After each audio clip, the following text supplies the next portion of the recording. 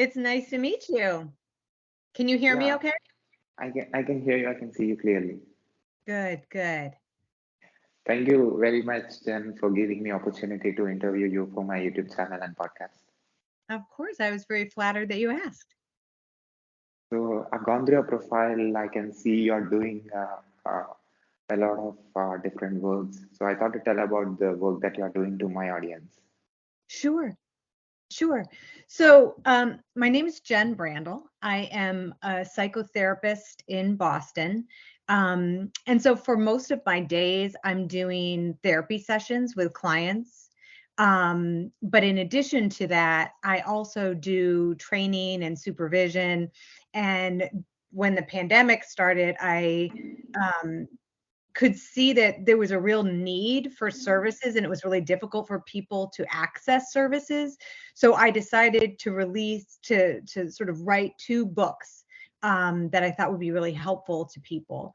The first one is called My Crisis Plan, and it's really small. It's like a little book that you can carry with you. You can scan into your phone. But the idea behind it was that a lot of times when we think about when someone's in a crisis, when somebody's really feeling terrible, we think, well, there are these experts that they need to get in touch with who can help them. And sometimes that's certainly the case, that we can be in a state of crisis where we require some kind of a professional to intervene. But there are a lot of times when we're in crisis that we actually have a lot of the resources ourselves. And so I wanted to put together like a small book that was just a lot of concrete reminders or tools that people can use to access their own resources. So it's sort of set up where you can fill it out ahead of time, either by yourself or with a therapist. But it has in it really concrete, like, if you try to think about when we're really upset, it's hard to think really clearly or problem solve. Or I thought about, well, I could make a bigger book that has a lot more tools. But then I was thinking about it and I thought, well, when we're really upset, I don't know that we're going to want to read through chapters, like read 100-page book to get to the solution. So but I wanted to make something where people can go in and write for themselves what some of their tools are, what some of the things are they want to remind themselves of, what are some of the things that help ground them when they're feeling really uneasy or in distress. And I wanted to make it so that it was accessible. So it's a pretty cheap book, and all profits go to the National Suicide Prevention Lifeline. So I'm not making any money off of this. It's more something that I wanted to just put out there to share with people. And so during the pandemic, I donated copies of this to suicide prevention hotlines and college counseling centers and community health centers, so that they could share with clients or people who were in need, or could make copies of it and share just the pages that were helpful and relevant. So that's just a small book that's out there, that's available for people. And I have a sort of a smaller version of it that's available as a PDF on my website that people can just download for free. But a lot of the other exercises, you'd need a copy of it, But like I said, I don't mind if people photocopy it and share it with friends or family members. So that was the first thing that I wrote. I don't know if you have thoughts or questions about that particular one. Yeah, before talking about that, I want to know why you wanted to become a psychotherapist. Um, it's funny because I come from a family where there are social workers and therapists in my family. And when I was growing up, I never thought that I wanted to have this job. um, but while I was in college, I did some volunteering, and I found that when I was working with people who were struggling, um, it was I was very inspired by just the resiliency of humans, and um, the way in which we can make it through very difficult or challenging situations or conditions find kind of our inner strength and resources and make meaning out of our experiences. So I found that really fascinating. So I ended up, when I was in college, taking some classes in psychology. And then when I was trying to think about like what kind of work I wanted to do, I realized like stuff that has to do with people and how we think and how we relate in the world was certainly something I was passionate about. And once I had worked a little bit outside of college, I knew I wanted to go to graduate school, and I wasn't sure. I knew I wanted to help people. I wasn't sure exactly what role I wanted to be in. So I spent a lot of my early career. I did some public health stuff around HIV and sexually transmitted infections and unwanted teen pregnancies, and sex education. And I worked in the school, and I worked with the homeless population, and then, after having been in the field working lots of different jobs and with lots of different people over the years, I really felt like, I would have a freedom if I started my own business where I got to be in private practice. I could do the work the way that I felt like it needed to be done and have some freedom about what that looked like, rather than being in an environment where someone was telling me you can only see this person this many times, or, you can meet with them a couple times and then refer them off. Or if somebody comes in and they're dealing with trauma, kind of patch them up in the short term so that they can function and go to school, but don't get too far into it. Like I wanted to be able to like help people the way I felt like they needed to be helped. And so that's why I like starting my own private practice, which now I guess has been maybe about 8 years. I feel like I have the freedom to like work with people in whatever way that they might need. Any particular experience in these ideas?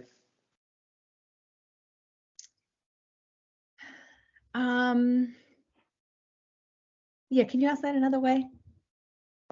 Any experience that you cannot forget? Any experiences I can't forget? Oh, there's so many. I mean, I feel like so many of my experiences really stay with me, whether they stay with me specifically remembering everything about that person's story, or whether it was that working with that person really changed me, like has really changed my perspective or given me new tools.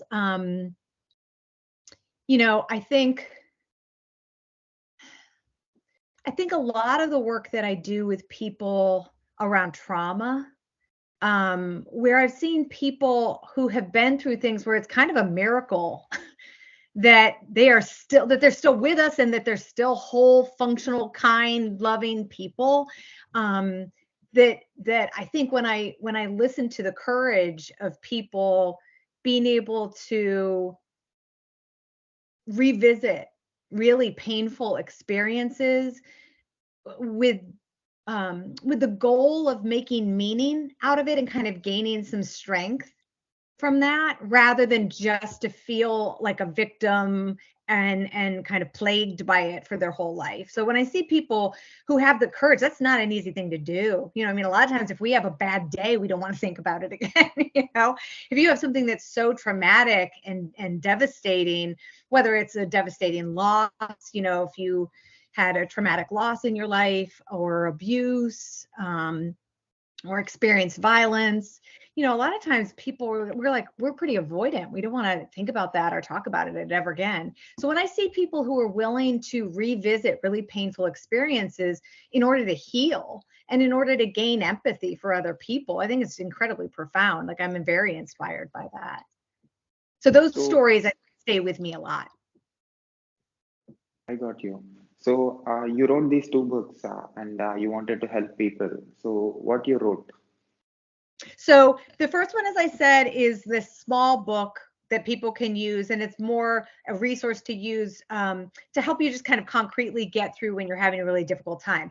The other book is it's called When Rabbits Spill Their Tea, and it's a book that's set up where it's all about metaphors. So it's set up where it has a metaphor that kind of relates to a different experience in life. And then there's a corresponding color photo.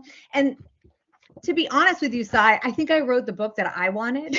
Like, I think the idea of like I often think in pictures, like I'm a very visual person. And so a lot of times, and I'm sure there's other people like this, when it comes to like expressing something like deeply emotional, or if we're struggling with something, sometimes it's hard to find the words to describe it. Sometimes it's hard to really find language that captures it. So I think that a lot of times we'll describe it instead with an image. So I don't know if this resonates for you, but one of the metaphors is, a blender with the lid off. And if I hear somebody and they're talking and they say, my cousin, they kind of they talk a lot about their stuff, and there's a lot of emotion, and when people are around them, sometimes it's hard to be around them. Like I can kind of understand what they're describing, but when they say my cousin is like a blender with the lid off, like the image is somebody that's not contained, stuff is just splattering everywhere, splattering everybody around, and so it's very like vivid and like evocative. And so this book is just full of metaphors that sort of capture all these different kinds of difficult emotions or life experiences, but capturing it in kind of an image idea. And I think that's powerful because, one, regardless of language or background or what our lived experience is, it sort of universalizes it. Like people kind of get the idea, even if the language they might use to describe that is different. Pictures and images and metaphors and sort of story making, I think, help kind of bridge some of those language barriers and sort of cultural differences, I think, that we all have.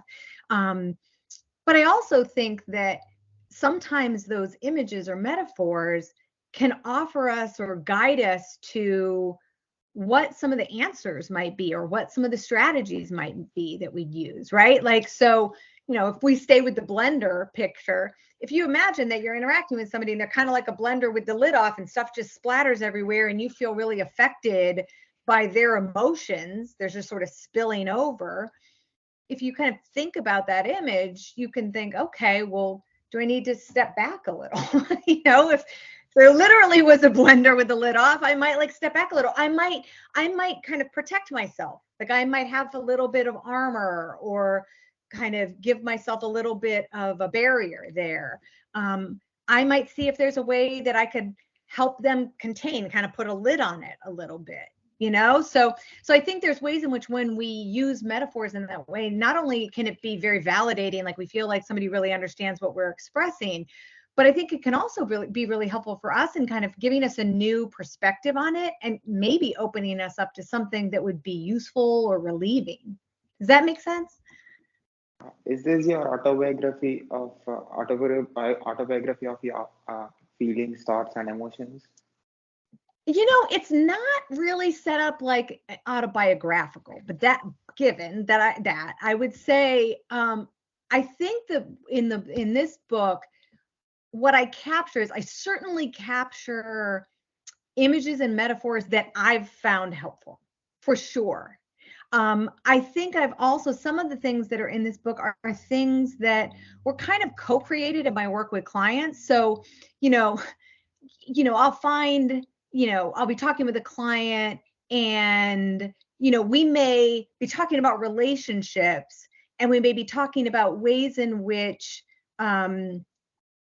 we are so hungry for connection.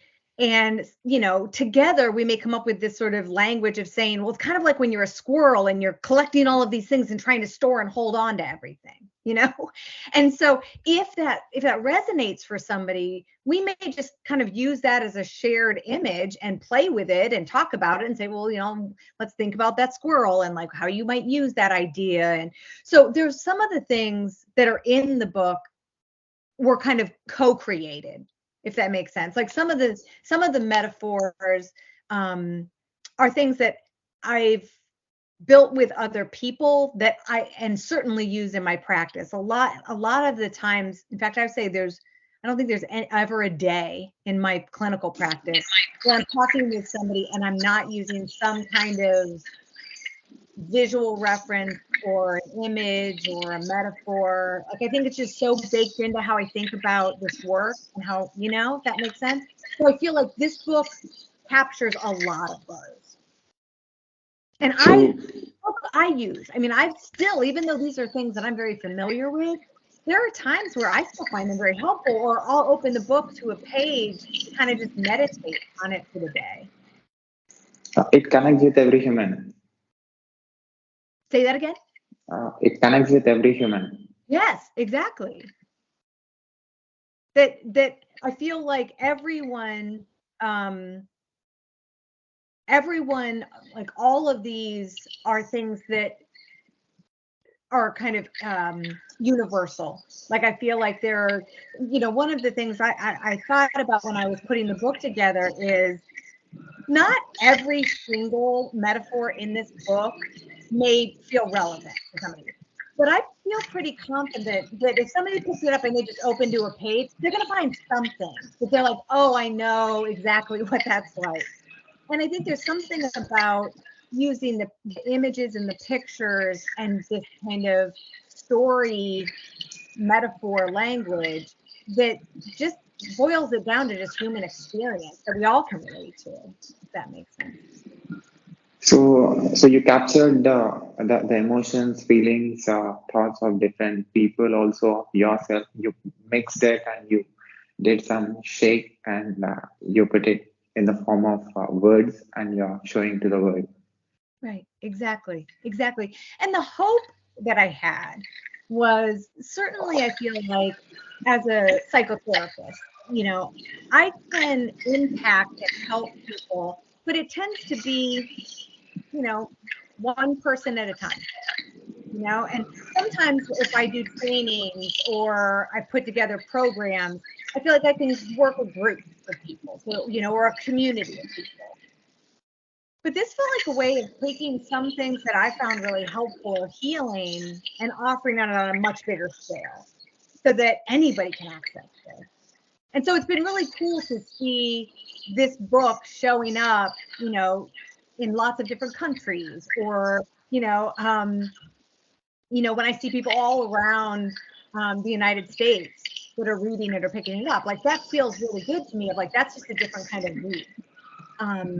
So anytime I hear from somebody that something in either one of these books has been helpful or helped somebody that they care about, or that they were able to gift it to somebody that they knew was having a hard time, it makes me feel really good. That was the goal. What people said after reading it? It's funny. What I really love about it is people use it in different ways. There are a lot of people that I've talked to who it's the book they send to a friend who's having a hard time. So if a friend, has a loss, or a friend is struggling, or a friend just lost their job, like, if a friend's been depressed or somebody's really anxious, I really love that people have felt compelled to share it, like, as a gift, as a way of kind of offering to their friends and family members something that can be so helpful.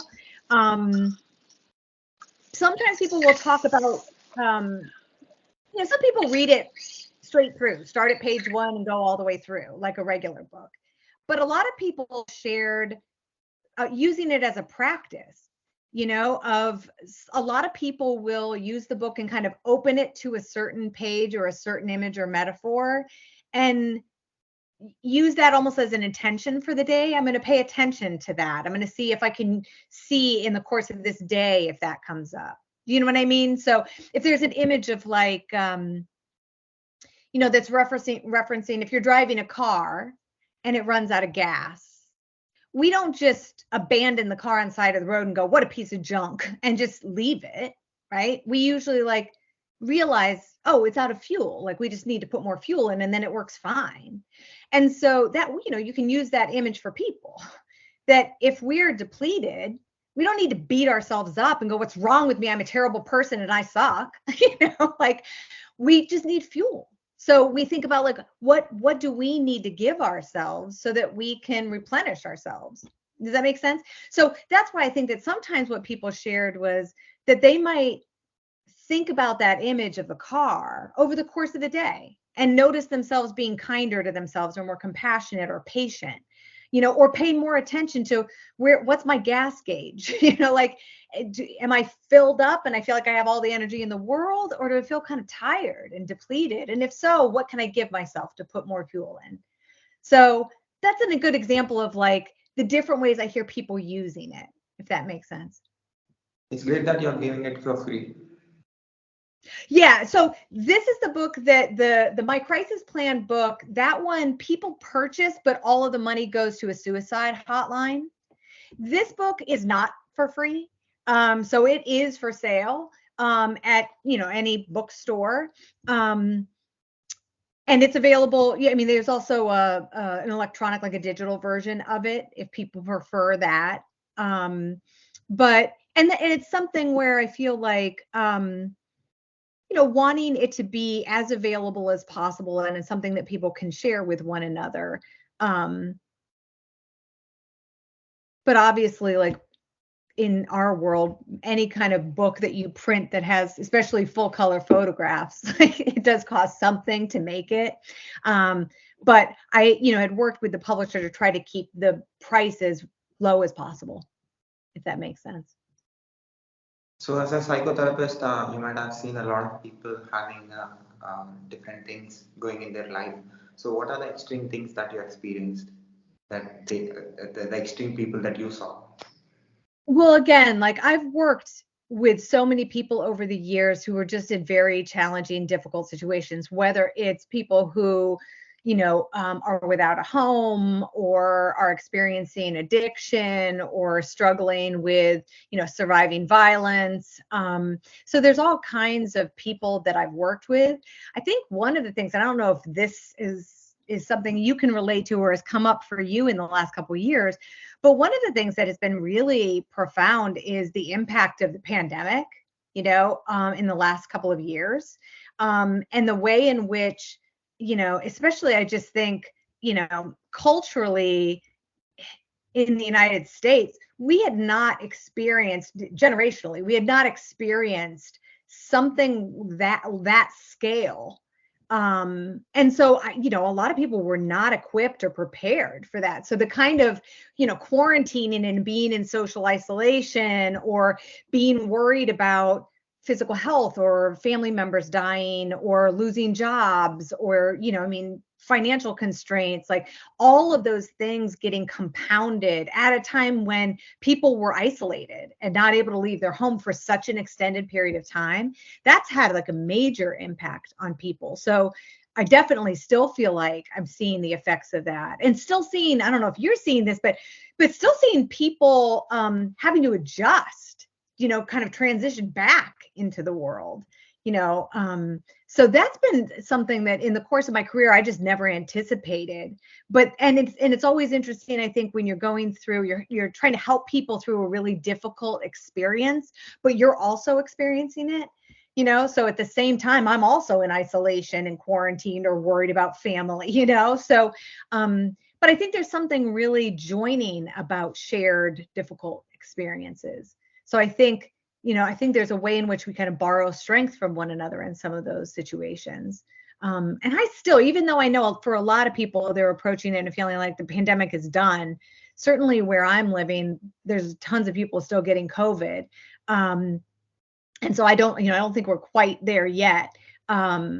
But there's still so many people that have been affected by it, whether it's losing family members or their jobs are not the same, or now they're only working from home and they don't go into an office, or, their health has deteriorated because they haven't been going to the doctor during, the pandemic. So there's a lot of impact still I'm seeing. Tell me about your challenging and learning experience.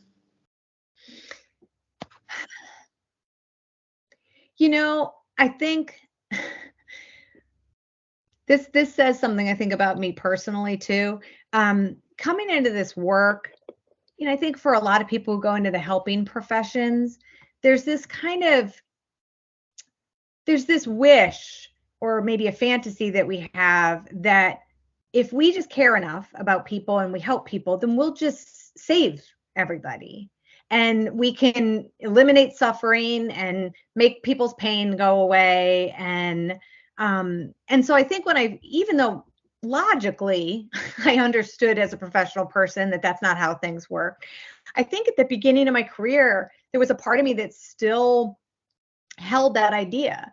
And I think as a result of it, it made it really hard to have boundaries. It's really hard to work somewhere where I know that at the end of the night, if I work at a drop-in center for young people who are living and working on the streets, at the end of the night, when I go to lock up and go home to my warm, heated home where I have food,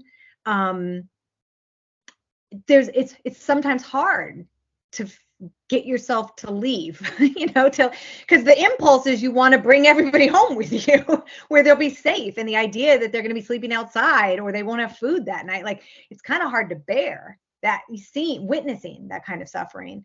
And so I think at the beginning of my career, there was a way in which it was hard to learn how to have boundaries that would allow me to sustain myself in the work. So, there was a period at the very beginning of my career where I just took all of my work home with me. Like, I would be thinking about it or dreaming about it or worrying about people. And that it led to me feeling really anxious and exhausted and dreading work and just feeling like there was no break from it. And it was really overwhelming. And I had to step away from the work for a couple of years because it was too much to bear. And so I think it was really one of the most important lessons I feel like I learned as a professional was how to use boundaries and how to use like my own care for myself, like how to take care of myself as the helper so that I can show up and be in the presence of pain and be in the presence of suffering and bear witness to that and help people with that and still sustain myself, like still make sure that I'm taking care of myself. And, so learning practices like every day, making sure I'm starting in a place where I feel clear and centered and then, know this is the limit of what I can do and what I can't do.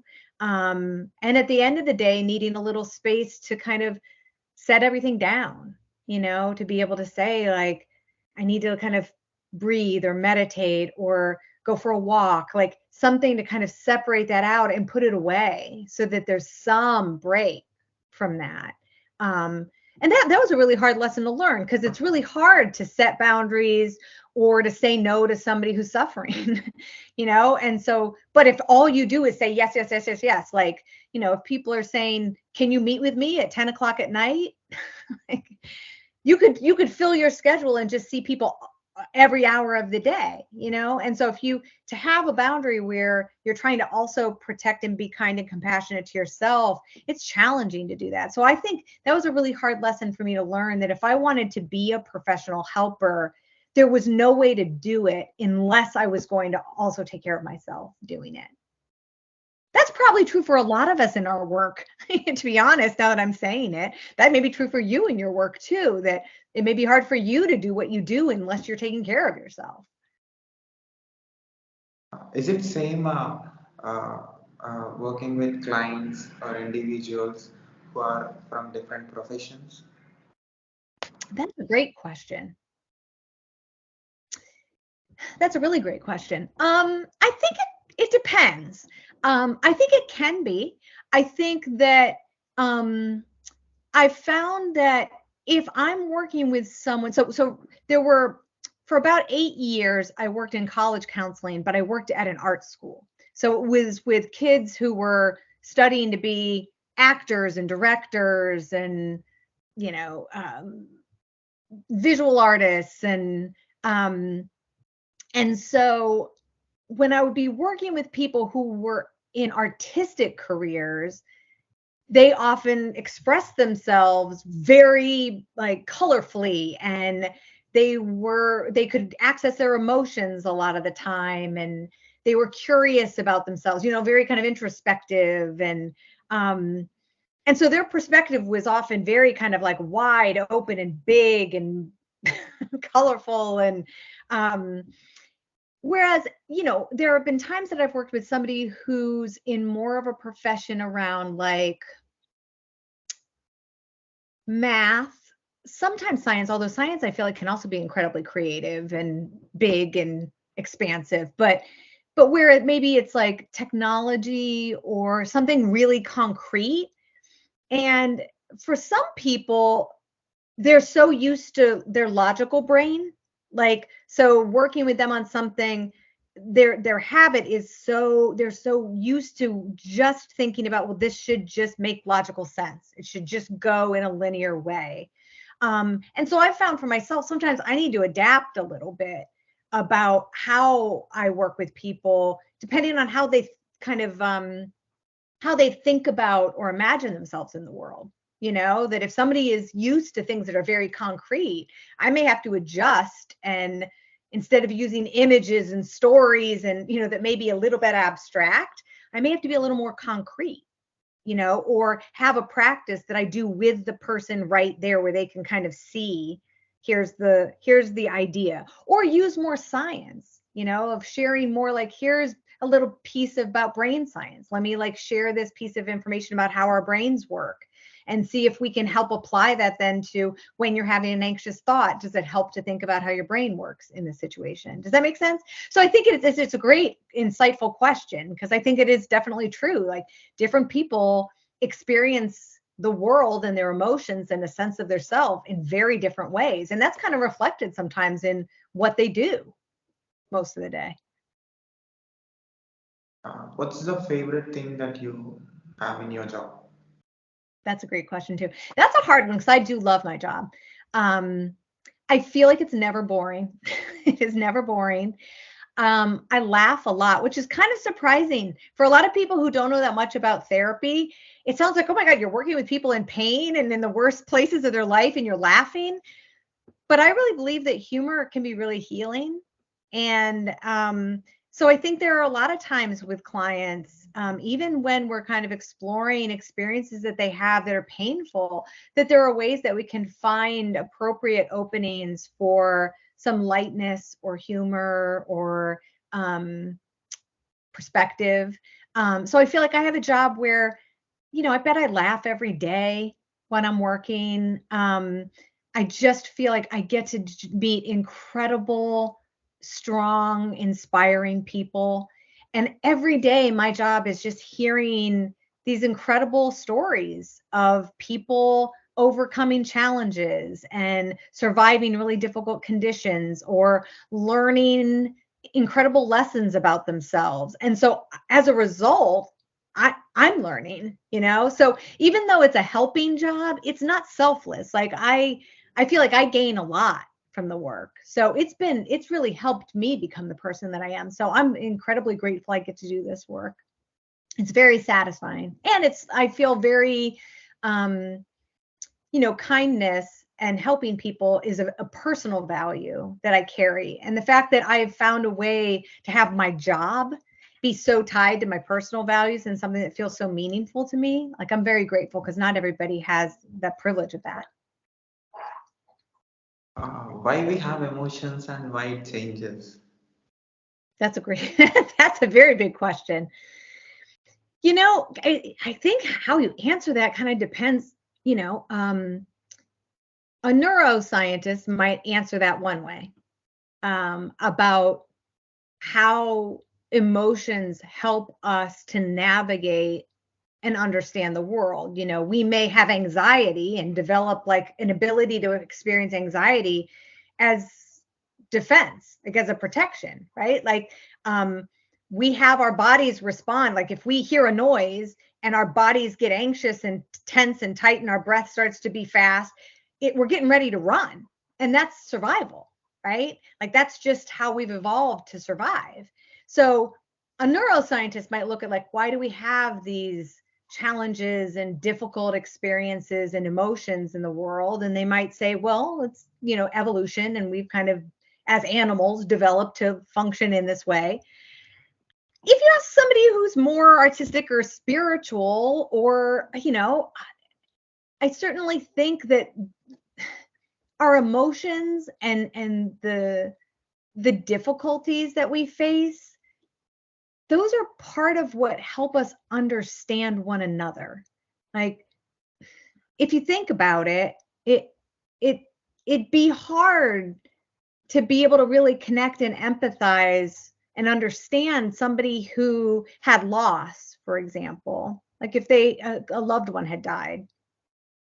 If we have no concept of it, if we've never experienced it, no one near us has ever experienced it, we've never felt anything, we've never lost anything ever in our life, not even a material thing, like it'd be really hard to relate. And so I think there's a way in which just there's this interconnected energy that we all share. And I think we often are finding that through emotions, through struggles, through overcoming things and sharing that and coming together and helping each other and supporting one another.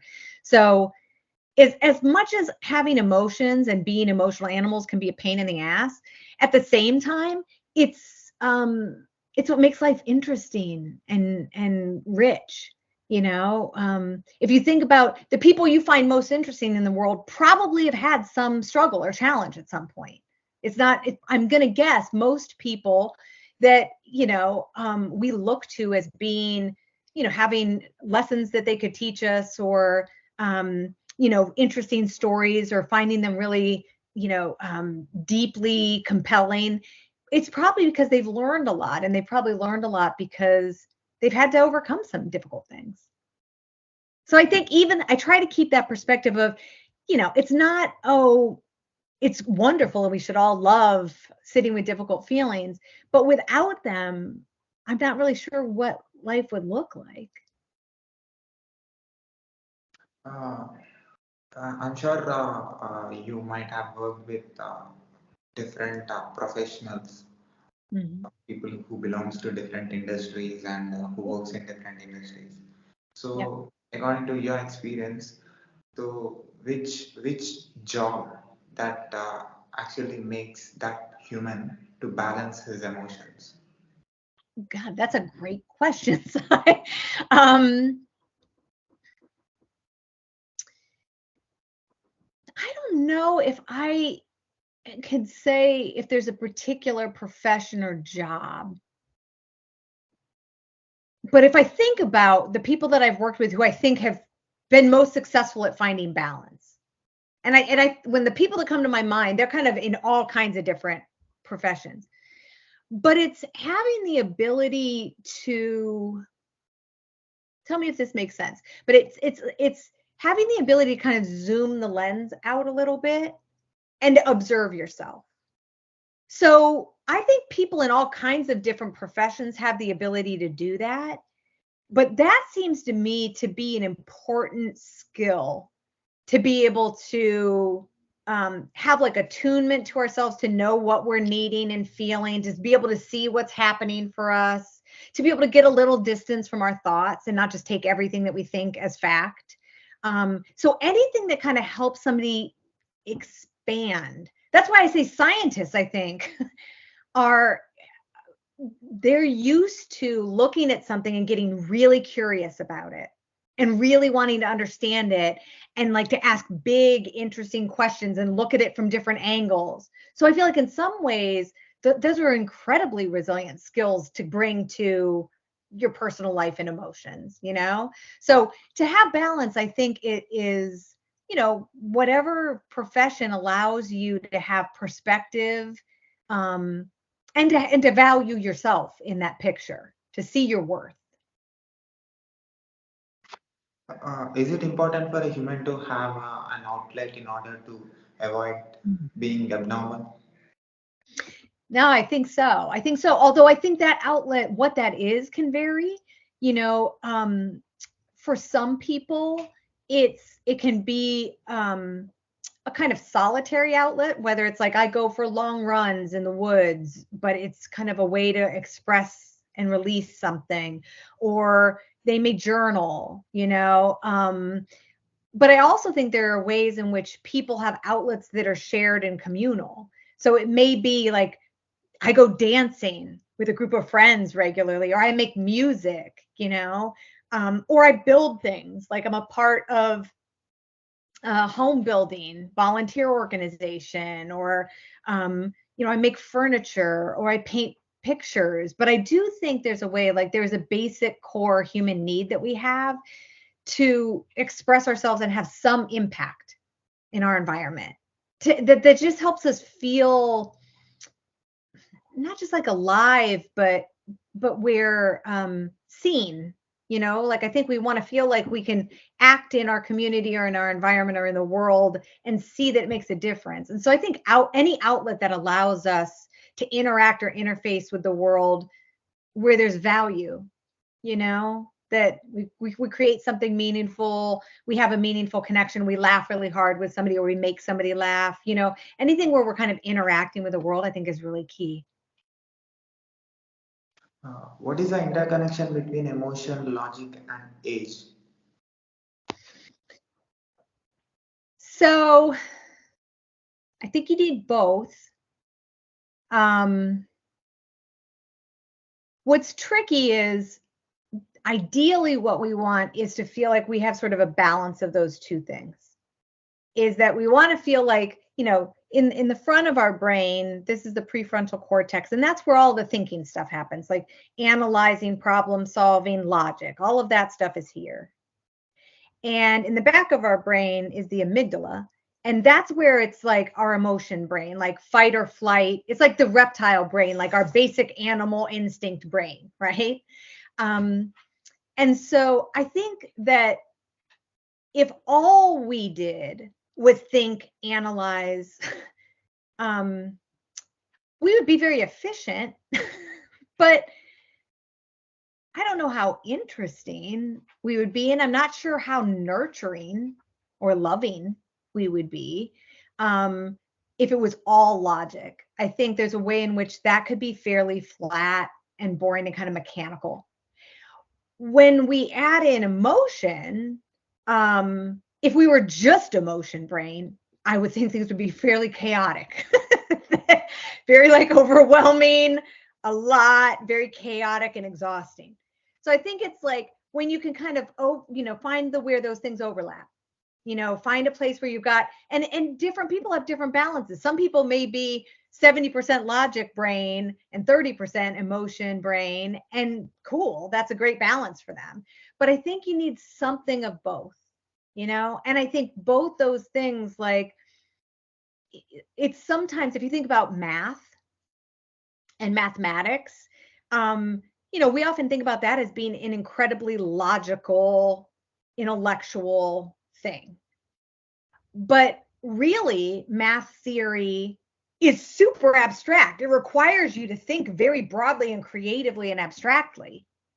And so I think most professions and most sort of functions in our world, you need both those things. You need some kind of a balance, because one helps us better access and relate to and make meaning of the other, if that makes sense.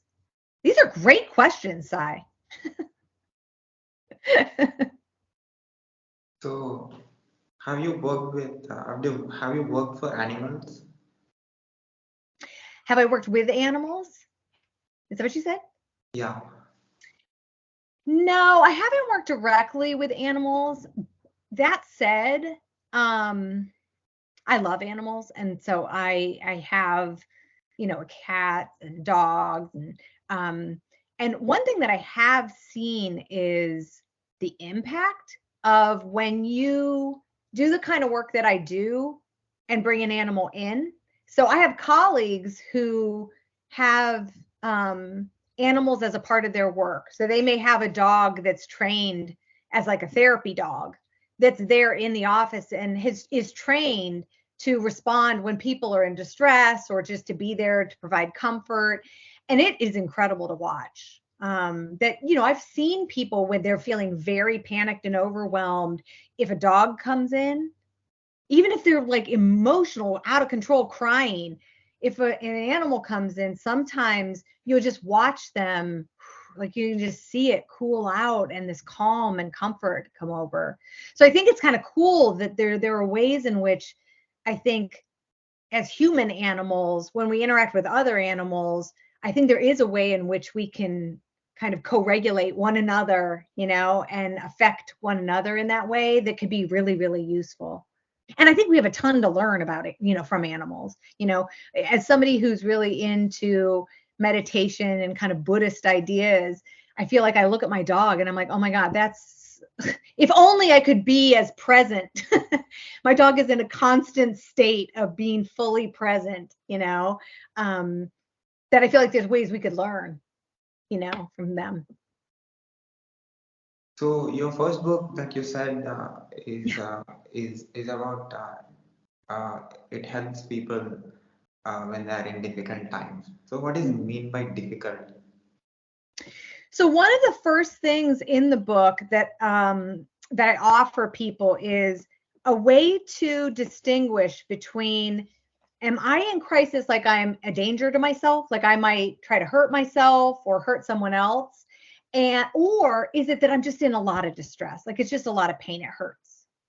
And can you tell the difference? Because certainly when we're in a place where we're like, I don't feel like I can keep myself safe, it requires us to ask for help and get intervention. And so in the book, there's a series of questions people can just answer and tick the boxes that will help them get clear about that. Like, is this a situation where I'm in pain and I don't feel like I can keep myself safe? Like I'm worried I'm going to hurt myself, or I can't take care of myself or my basic needs. And if that's the case, right in the very front of the book is a list of hotlines. Like it's our resources. You don't have to dig through the book to find them. It's like, here are places you can call immediately to get help. But for a lot of people, it's not, they may be in distress and it may feel really terrible, but they may not be in danger, physical danger. It just hurts. They're really, really sad, or they feel really, really alone, or they're very overwhelmed, or they're scared about something, or they're very anxious and can't calm themselves. And in that case, the book just helps them identify, like, okay, you're physically safe, like you're not in danger. Let's go through what some of the things are that might be helpful to help you get through this difficult moment.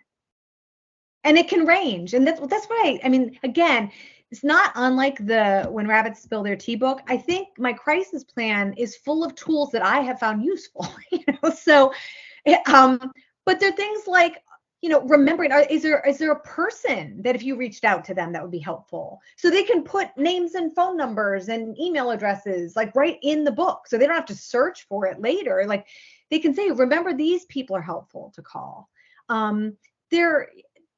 One thing, I mean, the book, in a way, if this helps give you an idea of it, if you think about every experience that we have as a triangle, where there are thoughts and feelings, and then kind of how our body feels in it. Okay, like a physical experience of it. If every experience we have is that triangle, if we can affect any point on the triangle, the other two will help as well. The other two will decrease. So if you wake up in the middle of the night because you heard a noise, and you're like, physically, my body is really tense, and my thoughts are going, oh my God, a killer just got in the house, or I'm getting robbed, right? And you're emotionally feeling afraid or alone or threatened, right? If in that moment you can address any one of those points. So if you could calm and soothe and reassure the emotion, it's okay. Like, you're going to be okay. Like, I know it's scary, but it's probably just a noise and it's all right. Like, you just kind of tend to the emotion, then the thoughts are going to slowly quiet and your body's going to slowly relax. Does that make sense? If you feel like, no, I can't calm the emotion, okay, then let go of that. Go to a different point of the triangle. Can you challenge the thought? Can you let yourself feel afraid, but then say, okay, let's logically think through it. The thought is a killer is in the house. What else could it be? Are there any other possibilities of what that noise could have been? Well, my cat sometimes knocks over the plant downstairs. Okay, so is there anything else? Well, it could be that, my neighbor just pulled their car up and knocked into the trash can. Okay, so like as you start to challenge the thought, you might notice that you feel a little less afraid. Like, oh, wait, maybe it actually wasn't a murderer, and your body starts to relax. And if you're like, no, I can't stop thinking the terrible thoughts of the robber coming into my house, then just focus on your body. Can you take some breaths? Can you tighten up and relax your muscles? Can you stretch a little bit? You know, can you like get up and move and loosen up that tension? And what will happen is when we tend to our body in that way, we'll notice that the thoughts start to slow down and drop off, and we start to kind of breathe more calmly, and we're not as freaked out. So the book is set up like that. It's got different tools and exercises for each point on the triangle. Here's things you can do about your thoughts. Here's things you can do about your feelings. Here's things you can do about your body. And so that way, you know, depending on what somebody's feeling in any particular moment, they've got options. Does that make sense? And that's why the book is set up where if you try something and you're like, this isn't working, that's okay. Just flip a couple pages forward and you're going to come to you can try something else. Does that make sense? So people from different parts of the world, uh, the things that are happening for them are same or different? Oof. That's a great question too. You know, for me, living in a fairly privileged, like economically and resource privileged place, I think it's important for us to recognize that there are a lot of people in the world that are dealing with things that I may not even be able to imagine, you know, or relate to. So I think that there can be big differences in what we're experiencing, even within the United States where there's privilege. I know that for myself as a white woman, you know, what my struggles look like, even bad struggles, even difficult struggles, are nothing compared to a Black woman in the United States or a young Black man in the United States. So I think our experiences are different. That said, I think that the sort of, generally speaking, what we all wish for and want in life, what we all wish for and want for ourselves, are probably more similar than they are different. And what we all feel, like emotionally, I think is probably more the same than different, even if our circumstances and contexts are different. Is it possible to have positive emotions all the time? No. No, but the good news is it's also not possible to have a negative emotion all the time. Sometimes the way I'll think about it is, you know, our sympathetic and parasympathetic nervous systems are built to not hold anything in a permanent state. Because if it did, we'd die out as a species. If we like got scared and stayed scared forever, or I mean, if you think about how we experience it in our body, we couldn't survive. Like it would not be a good adaptation. So we are built to have those things drop off, which is why we usually experience feelings and distress in waves. Okay. The good thing about that is if you imagine, you know, when you do exercise and you try to pull yourself up on the bar and hold yourself over the bar, if you try to do a pull up and you try to hold it as long as you can, no matter who you are, some people can hold it for a long time. Some people can not even pull their chin over the bar. But no matter what, at some point, your body's going to let go. Like you can't just stay in that state forever. At some point, your body will say enough, and whether you want to or not, it's going to let go. That's how it is with emotions. So, I mean, it's kind of a funny idea because it's almost like if you're sitting with a difficult emotion, like you're feeling really panicky, if you said to yourself, I'm going to try to be as panicky as I can be.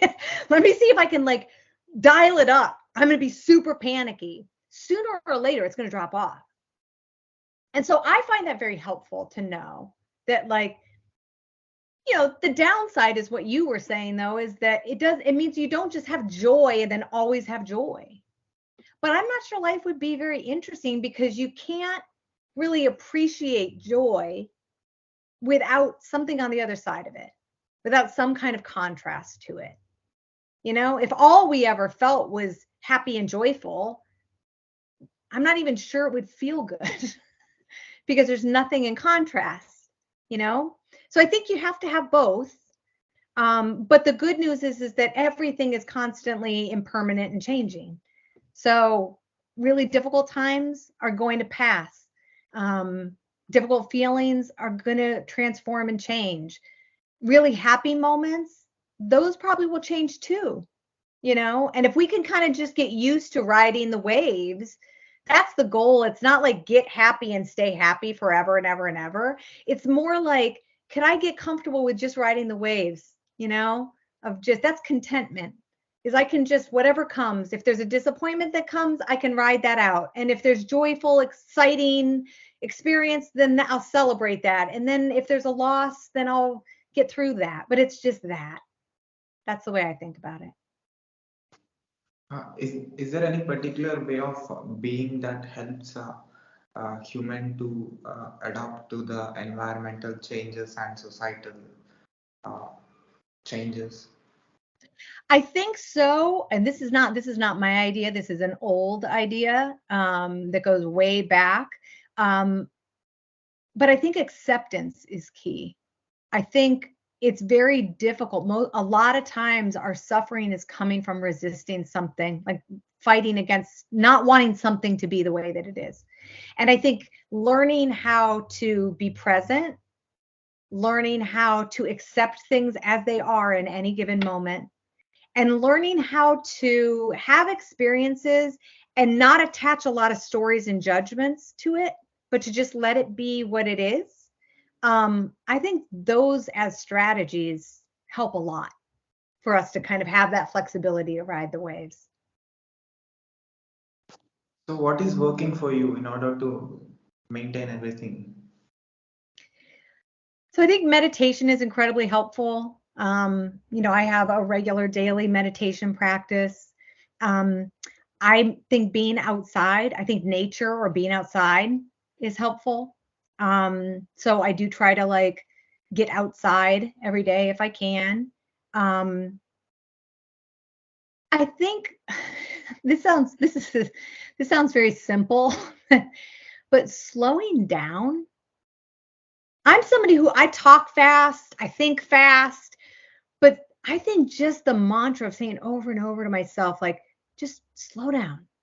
It's like slowing down, I think gives us a chance to, instead of just reacting or responding in sort of habitual ways, we slow it down and then we find we have some choice. We get to decide.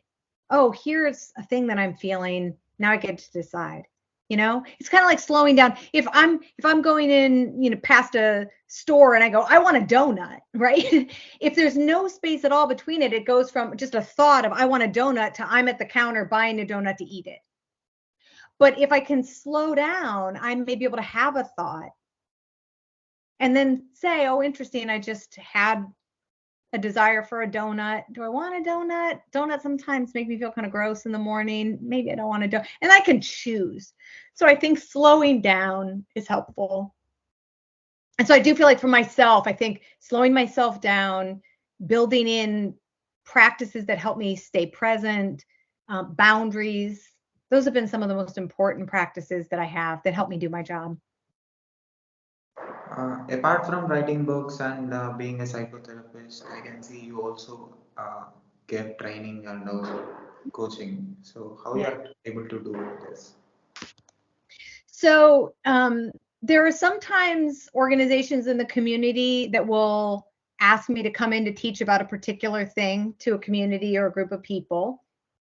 There are sometimes that I'll do trainings or classes for different groups. And then there are also ways in which I try to connect with other professionals to try to support them in their professional work. So whether it's offering supervision or consultation for them or, guidance, like there's sometimes, there might be a new clinician who is just starting out, who is wanting some guidance around, when I'm working with clients and we're dealing with this particular issue, I don't really know. I have a few tools to offer, but I'm not sure what else to do in the situation, and kind of being able to work with them to help expand their professional tool set, or to offer them some guidance or supervision, or to support one another. I think that, one of the things that I do is offer supervision, where it's being able to offer a space for other professionals to do exactly what I talked about earlier of like, you need a space to discharge and unload all of what you may be carrying. Oh, I had a really difficult session. I heard a story today that I can't get out of my head, or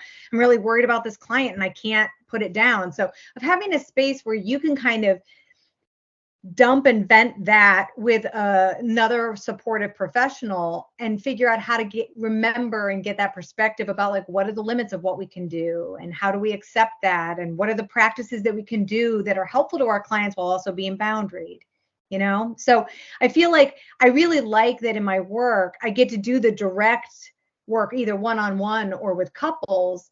But I also get to work with professionals or community groups or on larger scale. I'll put your web links in the description of this video. People who find our video on YouTube can see the work that you're doing and can connect and can take your service as well. And also I'll put your web link on the screen as well. Wonderful. That would be great.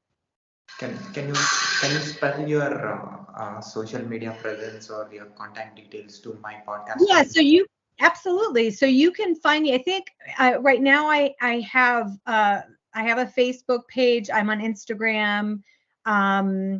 And if you look, and you can find me under my name, which is Jenn Brandel, JENNBRANDEL.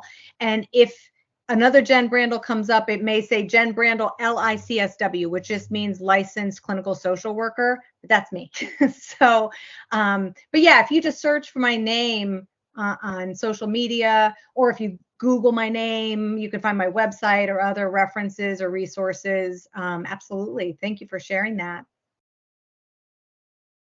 And what is your feeling and observation about this conversation and also about my work? I was so excited, Sai, when you got in touch with me. And I was, in preparation for this, I was like looking over some of your old interviews. And I think that one of the things that really struck me and why I felt so honored that you'd reached out to me, the fact that you talk to people and they're so different. Like there's so many different kinds of people you're talking to. But every interview, you're able to draw out of them just really interesting, valuable pieces that, you may talk to somebody who's in an industry I don't work in, but the way you do the interview, they share something and I learned something, or there's something that I'm like, oh, I didn't know that, or I never thought about it like that. So it really challenges that idea that the only people that can really teach us are people like us. Like I really like just the breadth, of like all of the interviews that you do and the way that you do it so genuinely and like put people at ease. And I knew it was going to feel like this just because I could tell by the other interviews, but it's just like having a conversation, just like chatting with you. But it means when you put somebody at ease and you help them feel so comfortable, I think you get more interesting stories out of the interview. So I have found them all very, very helpful. You're really good at what you do. So how this is going to be helpful for me if I work in IT, because I did masters in software engineering and also bachelor's in computer science and engineering, and right now I'm preparing for AWS solutions architect position. So how this talking with experts like you who are already in the profession and doing great work, asking questions and getting answers, and also telling this to my audience and letting them know who you are and what, how this experience and knowledge is going to helpful for me personally. Well, I might turn the question over and have you answer that, because I think in some ways I'd be curious how you'd answer that. I think, going back to something earlier in our conversation, I think universally there are just some things that we all can relate to or benefit from. It doesn't matter who you are, what your job is. So I think a lot of the things that we talked about today, it doesn't matter who you are, those things are useful or helpful. You don't have to work in a particular environment to know what it's like to work with somebody who doesn't have great boundaries, or to work with somebody who's overwhelming or difficult to talk to. You don't have to work in in a particular field in order to know what it's like to put a lot of pressure on yourself and say critical stuff to yourself over the course of the day. Everybody can relate to that. On some level, everybody can relate to that. So I don't know if for you, when you think about some of the people you work with, or some of the people who you've interviewed, or who your audience is, that may be more technologically focused or, science focused. Do you feel like this stuff that we're talking about today would resonate? Yeah, definitely it will reach everybody. Yeah, I think so too. I think so too. I think it's all stuff we can relate to and that you can use in anything, that the things that are in the books are tools or ideas or metaphors or images that you could use wherever you are. You can use it at work with your boss. You can use it when you're in a meeting. You can use it when you're about to do a presentation. You can use it with family. You can use it in your partnership or your marriage, So I feel like there's ways in which all of this stuff, it's not just work related, it's not just family, it's not just relationship, it's not so specific. That's why I say the idea is to try to offer something everybody can get something from. So definitely technologists will reach you for sure who are connected with me, because what I believe is, as a technologist, if you are great in understanding the psyche or psychology of a human being, you will be a great technologist. Yes, that's right.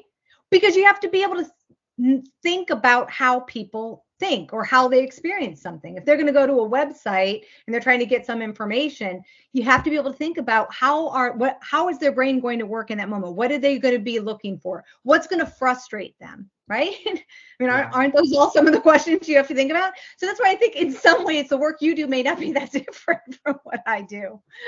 Yeah. Can I put this video on my YouTube channel with your permission? Of course you can. Of course you can. And also, can I put this audio and video clip on my podcast, website, internet, social media, everywhere with your permission? Yes, absolutely. And if you share the link with me, I'll include a link to it on my website as well. And I'll put it on my social media pages so that people can find it that way as well. Yeah, I'll share you once it is published. Absolutely. Absolutely. This has been so fun. And thank you so much for including me. It's a pleasure for me. You accepted my request and you gave me your valuable time. Of course. Of course. And let me know if you need anything else. Take care and keep going, keep helping people also, make You a lot too. of people smile. You too. All right. Take care, Sai. Yeah, bye. Bye. Bye.